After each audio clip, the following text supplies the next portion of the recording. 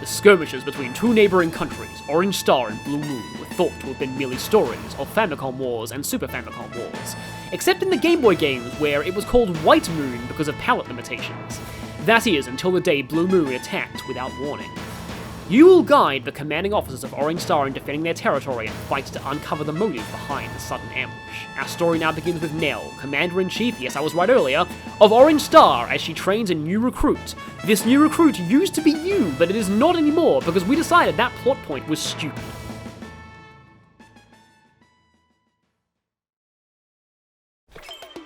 Andy, wake up! Oh, I'm up. What's the drill this time? Yes, the new recruit being trained has been replaced with Andy, and I actually think this is a good choice. It's a better lead-in to Andy's actual missions.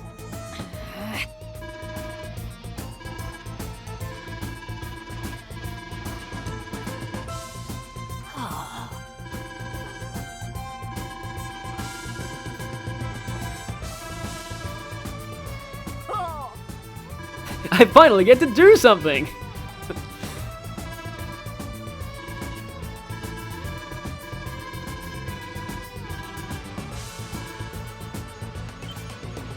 So, this is actually kinda cool in my opinion.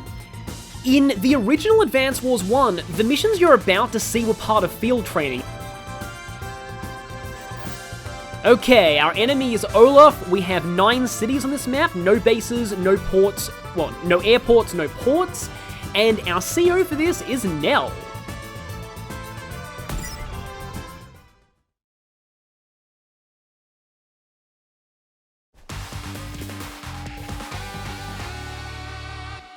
I believe this used to be mission 6 of field training, so, yeah, they've definitely rearranged some things, and I like that.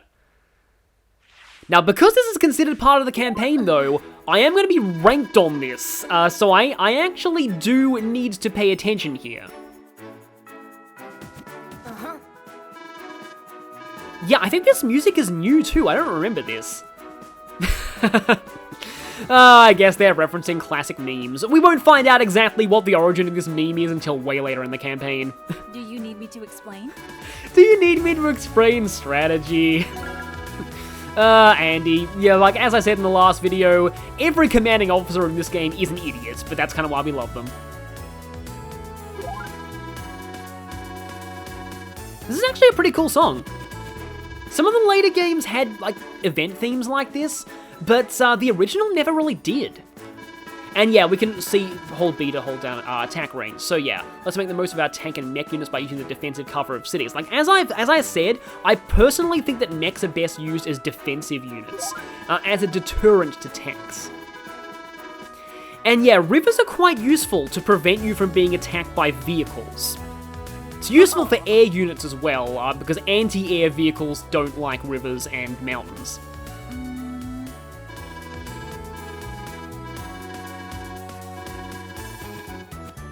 So we win either by routing the enemy or capturing the HQ. There is a medium tank in play, and we don't have any medium tanks of our own, so routing is going to be a little difficult. Yeah. So I've heard rumors that Andy is voiced by Veronica Taylor. If that's true, it's amazing, and also kind of poetic, given that we recently, had Ash retiring from the Pokemon anime, and now we've basically got a character who is essentially Ash from Pokemon. But yeah, I guess I'll go with the medium tank a little later, because we have this thing right here. This is a tank. Tanks are pretty much the most important units in the game besides infantry. As a character in Advance Wars 2 says, tanks are powerful, and they move far. Tanks are the best. That sums up things quite well. They have 6 movement and move on treads, so they're very good at crossing any terrain that isn't forests. And they've got solid vision for fog maps as well. 70 fuel does run the risk of running out sometimes, but usually not. They're also inexpensive. They cost 7,000 on maps where you can deploy units. So tanks are very, very good for their price. They're effective against vehicles. They can shoot ships and submarines, but you usually don't want to. They do like 1 damage. It's really funny if you kill a ship with a tank though. But yeah, Against vehicles, tanks generally do around about, like, 50% damage to other tanks, like 55% I think it is. They do a lot of damage to light vehicles as well. They're pretty good overall. Their defensive abilities are also great against anything that is not another tank. And they also use machine guns against soldiers. They're very effective against soldiers. That circle means good. You will only see the machine gun used against vehicles if you run out of ammo, and in practice, you are almost never going to see a tank run out of ammo, so that's fine. They can shoot copters with their machine guns. They're decent against transport copters, but very, very bad against battle copters, so usually don't try. But okay then. We've gone over artillery earlier, but artillery deal pretty devastating damage to foot soldiers and vehicles, especially regular tanks, and even medium tanks. When there is a medium tank on the field and you don't have any medium tanks, the best counter to it is artillery. And they can actually do okay damage to ships. Good luck hitting a sub with an artillery. Your opponent will likely never let you do that.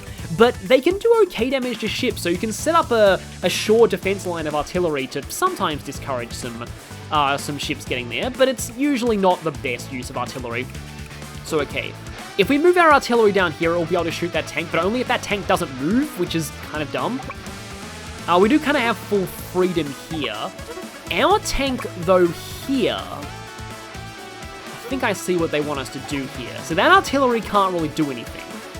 If we get the first shot in on that tank, it's going to do good damage. We're on a city. See, this right here is an excellent engagement because we are shooting from 3-star defense against an enemy of the same unit type as us with 0-star defense. Incredible engagement. We're going to be dealing a lot of damage here and taking very little damage in return. This is generally what you want. Like, as you can see there, Olaf. I love the way that the commanding officers kind of just, you know, have those emote reactions to things.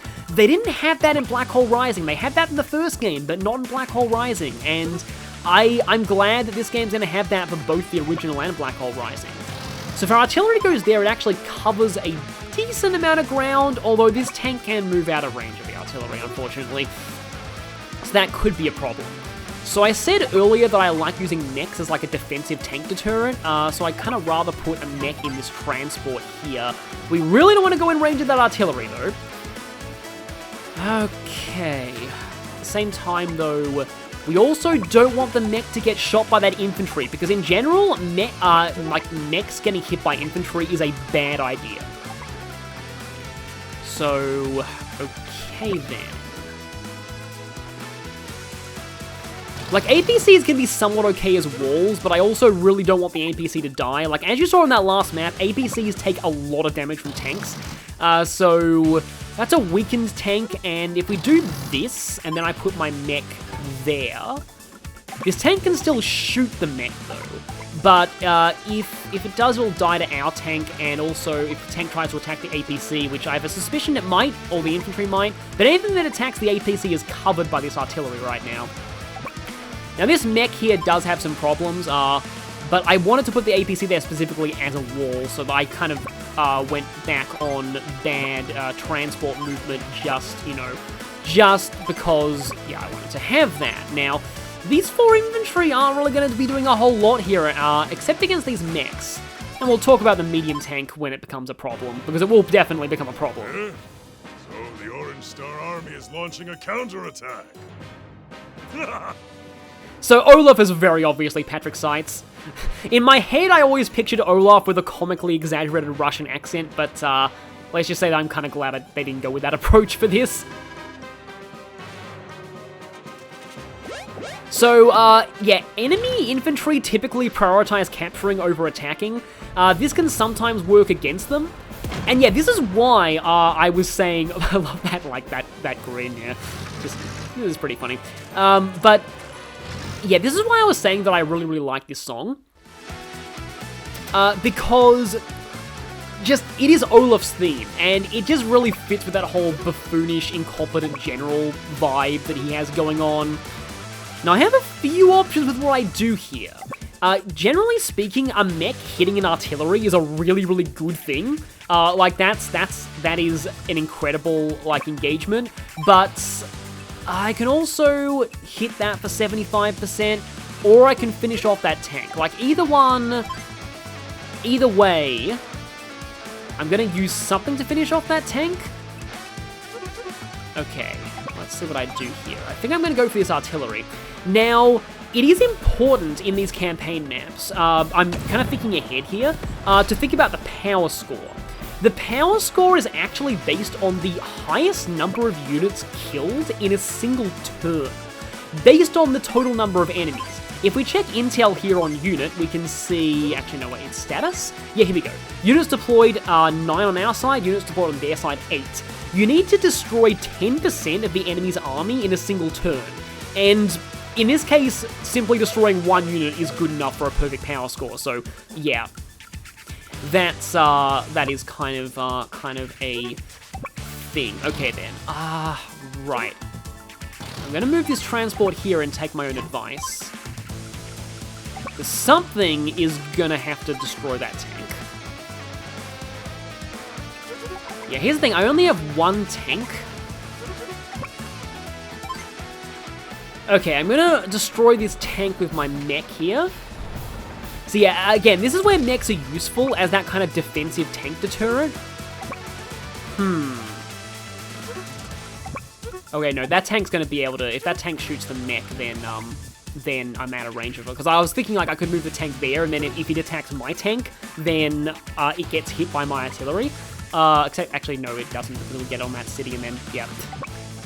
So I often kind of flip-flop between things. That's kind of part of my playstyle. I'm very overly cautious.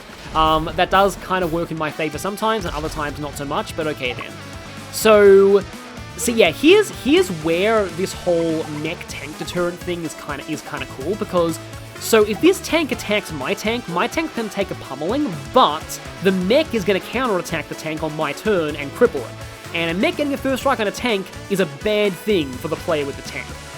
It's what's considered a cost-effective engagement, so that's good. If this thing attacks the mech, then my tank is undamaged and gets to shoot the tank. I have a pretty strong suspicion this infantry is going to try and shoot the artillery. Just like Fire Emblem, the AI does kind of try to mitigate counterattacks wherever possible. Okay, good. Not in range of that tank. Yeah, I don't want to lure that tank up into a place I don't want it being, but I can move this infantry here. Like, if I was him, I'd probably attack the mech with the infantry. But I'm almost positive he's going to attack the artillery. Now, he captured that city, and I like how there's a different sound effect for that. It's technically also kind of true in the original games. Like, there was like a booing noise with the enemy captures a city, whereas there was cheering if you captured a city. But still. Okay, yeah, he actually is attacking the mech. That is good on his part. It looks even, but that's actually a better engagement for him because the mech is worth a lot more than the infantry. So an infantry taking 3 HP off the mech is a lot better than the mech taking 3 HP off the infantry in return. But I'm going to have to stop right there because we're going to be explaining something here. CO powers. This is, in my opinion, the most fun aspect of Advance Wars. Now, one thing about Advance Wars is the characters are really not balanced at all. And that may be a problem for PvP, but it is incredibly fun in single player. Like, insanely fun in single player. It's one of my favorite things about this whole franchise. It's like the joy of getting to use an overpowered character in a Musou game. You use your power and you just watch everything get devastated. And every commander's power is unique, and every commander also has a unique day-to-day ability that buffs their entire force globally. Yes, some are more broken than others, but all of them, in my opinion, have very fun playstyles, and that's, again, to me, the real appeal of Advance Wars. Now, Nell doesn't exactly do a good job of explaining the ins and outs of how powers charge. So powers charge based on the value of the units that are taking and dealing damage. So, for example, if a tank takes 1 HP of damage, that is 700 funds worth of power charge being generated because the tank is worth 7,000. It's a little annoying they haven't actually explained buying units yet, because that plays into a lot about Advance Wars. But the other thing is that power charges faster for the defender than it does for the attacker. That's kind of to act as a bit of a comeback mechanic. So that if you're taking a pounding, you'll probably get your power and be able to deliver a big counterattack. It's so that the player who's losing doesn't feel like they're completely out of the game. The person taking damage gains the full value of their damage and power charge. In Advance Wars 1, if things work like they did back on the GBA, the person dealing damage only gains 25% of the value of that damage as power charge. So, I believe if things work like they did in the original, Nell's power requires a total of 30,000 funds worth of damage to trigger, but, I think they may have accelerated things in this battle. Nell?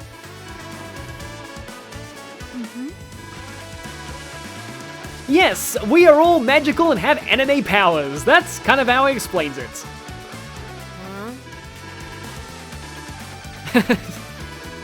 Just don't question it. Like most things in this world, don't question it. Now, for more offensive CO powers, you want to use them before you move your attacking units. But some CO powers, for example... Oh, yeah, we're not gonna get that. For some CO powers, like Olaf's, which are more defensive, that we'll be seeing eventually, you want to trigger them... it doesn't really matter when you trigger them in your turn. But here we go. So, remember when I said before that luck is only a big deal if you're playing as Nell? This is why. Nell's units may randomly strike with up to plus 60% to firepower. This is technically not true, and I'll explain that in a moment. They also gain plus 10% to firepower and defense. This is universal. Every commander gets this bonus when they use their power. It's kind of like, think of it as the morale boost to your army via your commander's inspiring presence. Every power has this effect, regardless of those other effects. But also, something I love about Reboot Camp is that powers do this. Lucky me!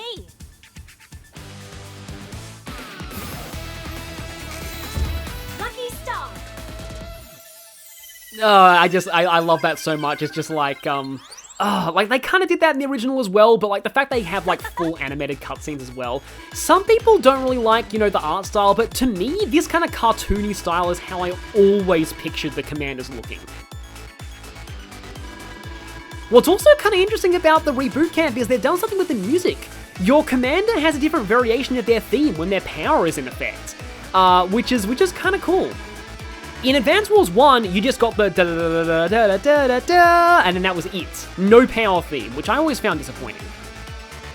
So yeah, I'm gonna use the next battle to explain how Nell and Olaf work, because I've already gone over a lot in this battle as it is. But I'm gonna go ahead and talk a little bit about Lucky Star right now, because the game doesn't do a huge job of explaining this that well. Now, this engagement's not really going to benefit that much from Lucky Star because I'm going to be one-shotting them anyway. But it said Nell's units may strike with up to plus 60% firepower. The thing about this is that it's not an actual it's not like a 60% bonus, it's actually plus 60% to the raw number that you see right there. It's between 0 and 60. So if I get lucky with my roll here on Nell's power, this mech could nearly wipe out this tank. So I would be doing 34 otherwise. Let's see how much damage I actually do. Okay then, so the tank had like 9 before, it actually took 6. So it would have taken 3 to 4 before it actually took 6. So the fun thing about luck damage is that it doesn't actually care about unit matchups. An infantry unit firing on a tank, for example, with its machine gun will only do like about 1% damage. But if Nell has her power, I could potentially have a flat-out 60 added on to that and have the infantry just blow away the tank. Now, this isn't reliable, and I don't recommend, well, relying on this, because that's the weakness of Nell. Her power is luck dependent. And on average, you're likely to roll somewhere in the middle and get maybe about a plus 30, rather than a 30% increase, because that's a little different. Like 30% of 1 is still quite low, but plus 30 to 1 is you're doing 3 damage instead of no damage, and that's huge. So Nell in particular has actually quite good infantry. because her infantry can make great use of those. Okay, yeah, here's one of these situations, I'm just going to interrupt myself here, where being done with transports can be useful, because if I load the mech into the mountain, it's going to immediately get the benefit of the terrain. And I get the effects of Nell's luck on counterattacks too, so it's possible that he could just try and shoot that mech from the river, which is also a bad engagement on his part, because rivers have no defense and mountains have 4. And the mech will just counterattack and just explode this mech, which is going to be hilarious. But, yeah, Nell's infantry. Because infantry can shoot a lot of things, and they're also very inexpensive to throw away, it means that when Nell uses her power, you can just rush a whole bunch of infantry into the enemy and make sacrifice plays like that and just hope for good luck rolls. It's not exactly the best thing in the world to do, but it is really funny when infantry one-shot medium tanks or helicopters. Like, it's just really, really silly when that happens. It's just like... I like to picture that as, like, their machine gun just, like, getting lucky and just getting a ricochet and hitting a fuel tank. But it's kind of funny to watch, infantry, like, one-shot things. So, my units are no longer glowing. My power is no longer in effect, and my meter has gone down to 0. Now, an interesting thing about, the way that CO powers work is that on the turn you activate your power, you do not gain any further meter charge, which is actually very... Okay, I don't want to really put the mech down there, because there's really no reason to kill that thing right now. I've already got a perfect power score, and that mech's not really a threat when it comes to capturing or, you know, being repaired. I can easily finish it off later. So I don't want to really risk my mech against that medium tank. In fact, I'd probably rather jump back in the transport. But this mech right here is going to go just a little far away. I want to see if I can get a concentrated attack on this guy. We're both in forest, so this is going to be kind of bad. Now, something that I'll explain about Nell later is that Nell actually does get a slight luck bonus even before she activates her power. That's what's called a CO's day-to-day effect.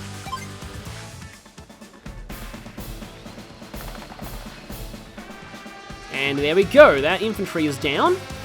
I really don't want to expose my tank to those mechs, obviously.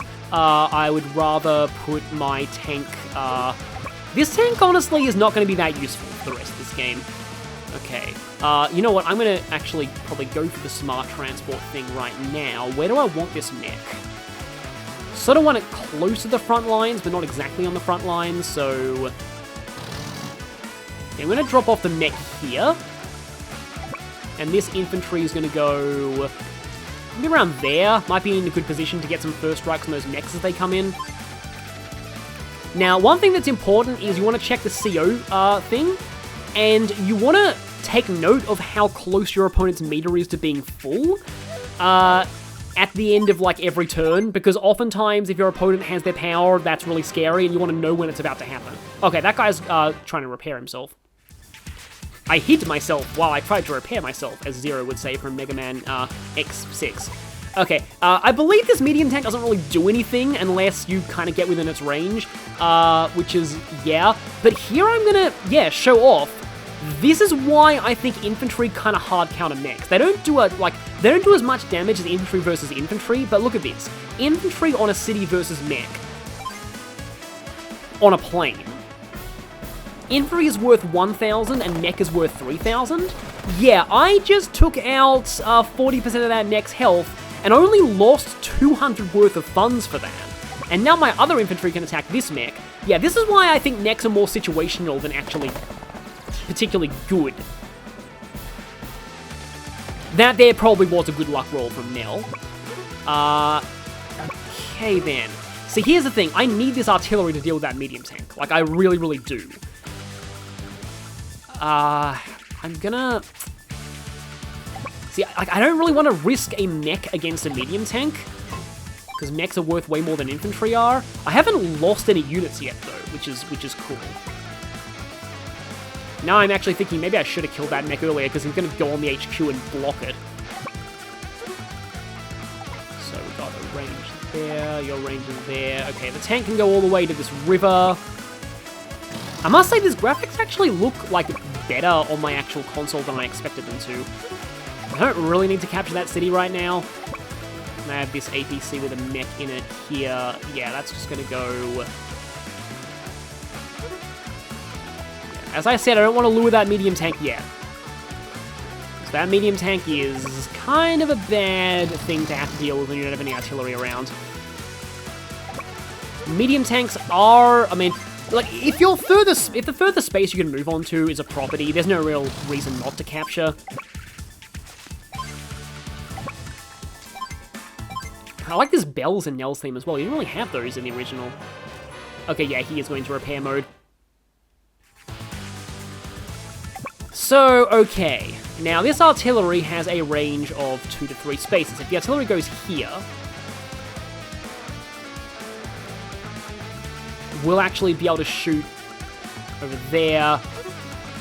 Yeah, so this is what I'm kind of trying to do is I want to see if I can lure in that medium tank with like my own tank and lure it into a place where the artillery can shoot it, because that's generally good. In fact, actually no, I would rather lure that medium tank with a mech, or I could even just block off the medium tank with the APC, except that way the APC would probably die, because medium tanks pretty much one-shot APCs. Okay, here's what I think I'm going to do. I'm going to load this, it's actually just an infantry, not a mech. I'm going to put this infantry there, because that still blocks the medium tank, but it's also on a plane and not on a zero defense bridge. And this tank right here is just going to, I suppose I can do this. I mean, it's going to die anyway, so there's no real reason to have more defensive terrain, but I may as well just to show good habits. That thing is gone, and now, like, that medium tank is not really going to do much, because I've pretty much got his HQ locked down anyway, but I'm going to pop you a little forward just to... Like, I don't care about his cities right now. He has no income. Typically, you want to capture enemy cities because that drains that, like, not only gives you 1,000 extra funds, but it also gives them 1,000 less extra funds. Okay, don't die, infantry. I don't think medium tanks one-shot infantry on planes. Just barely, yeah. Okay, Olaf is stupid. If you're Olaf, you actually want to use your power the moment that you get it. But, yeah. Instead, I'm going to start securing this HQ. My artillery is going to go... I really want to do this without losing any units. It's just, like, I kind of do. I think I can afford to lose one, though.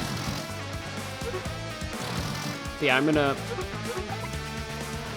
Yeah, that space there counts as 2 away, by the way, just like Fire Emblem Archers, so if I put something there, it'll be able to shoot.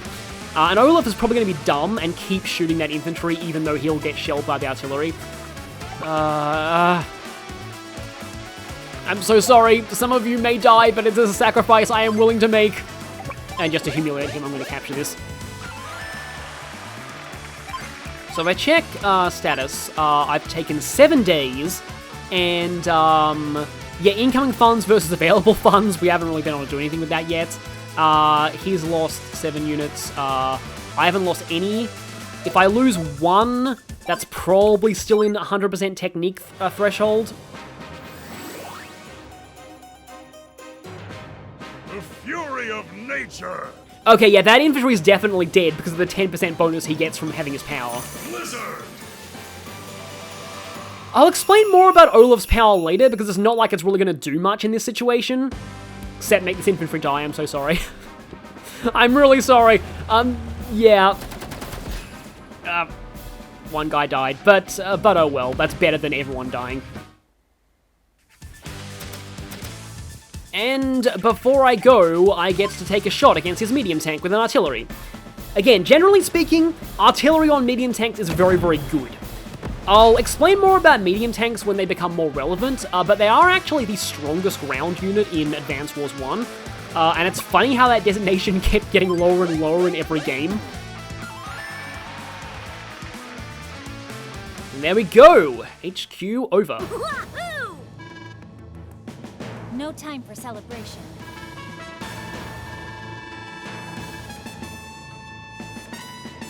What? I believe this line was exactly the same as it was in the original tutorial, and I just love picturing this. She goes past my medium tank. That no! That's a great laugh, too. Even with limited voice acting, they give a lot of personality to these characters. Great job. Oh, please tell me that I got a good... Yeah, I had a feeling I failed a little on speed there. But that was still an S rank. I am not going for perfect scores on every mission, but I am going for S ranks on every mission. I really hope this doesn't autosave, though. That would suck if it had an autosave, and I couldn't redo missions if I didn't get an S rank. Yeah, so... Let me go over these. Speed is how many turns you take to finish the map. Every map has like a par time, and if you go over it, you start losing points from speed. Power is based on the maximum number of enemy units killed in a single turn. You need to destroy 10% of their total army in one turn to get 100 power, and in most Advance Wars 1 maps, that's like 2 units. Advance Wars 1 rarely gives the enemy more than 20 units. Technique is you need to lose less than 20% of your total units in order to get a perfect technique score. In War Room, I think it's actually 10%, and that's way harder to get in War Room because those are more like big-time deployment maps. But anyway, I'm seriously hoping there's like an optional save screen. Okay, just like Advance Wars 2, your points are directly converted into... Your points are your currency straight up. In the original GBA Advance Wars 1, your points converted into coins, like via just a conversion rate or something. It was weird. Also, the original Advance Wars 1 scored you out of 999, but that was only because speed was multiplied by 5, technique was multiplied by 3, and power was multiplied by 2. I'm glad Reboot Camp doesn't do that, and instead makes things more consistent with Advance Wars 2 and later entries. Yes, now, Nell, please tell me you're going to give me the option to save.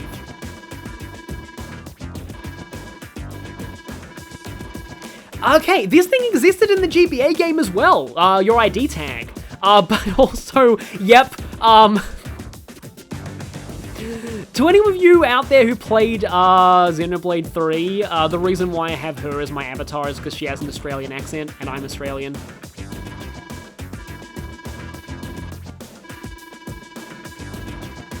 Oh, have they ported in the medal system from Jewel Strike and Days of Ruin? If so, 1, that's kind of cool, and 2, some of the medals are really dumb things, like getting a C rank 100 times, or beating the final mission 9 times, which in Days of Ruin was really insane. Okay, yeah, we can now do War Room. Yeah, War Room is kind of like, just like play a basic map against the AI and go for a high score. War Room's pretty fun. One day I might actually show some War Room runs. And we can do online. Please, again, tell me that there is an optional save and not required.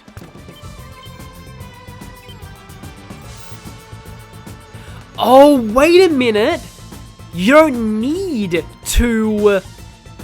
That's cool. So you don't need separate, like, save slots because you can replay missions. Let me just try this.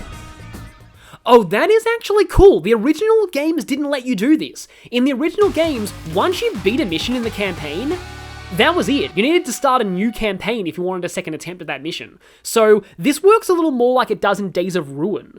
So yeah, don't let people tell you that they didn't actually take into account any Days of Ruin stuff here, because they did. Kind of. Like, it doesn't have the art style of Days of Ruin, but like, this is how Days of Ruin works in terms of its campaign. You can just freely go back to any mission you've already completed. Battalion Wars works like that as well. So, okay, that's cool. So if I fail to get an S rank the first time, I can just replay the mission. That's good to know. But that makes me wonder how the route split's going to be handled. Are they still in the game, or are they not? But that is really cool that they let you go back to and replay missions. Yeah, completion 2%. Oh, and I can change the difficulty too. That's good to know. Yeah, so like I was saying earlier, this is both a blind and an experienced playthrough at the same time. So you're getting kind of a unique experience here. Next time, we will be handling the second mission of campaign mode that also used to be a tutorial in the original GBA version. See you all then!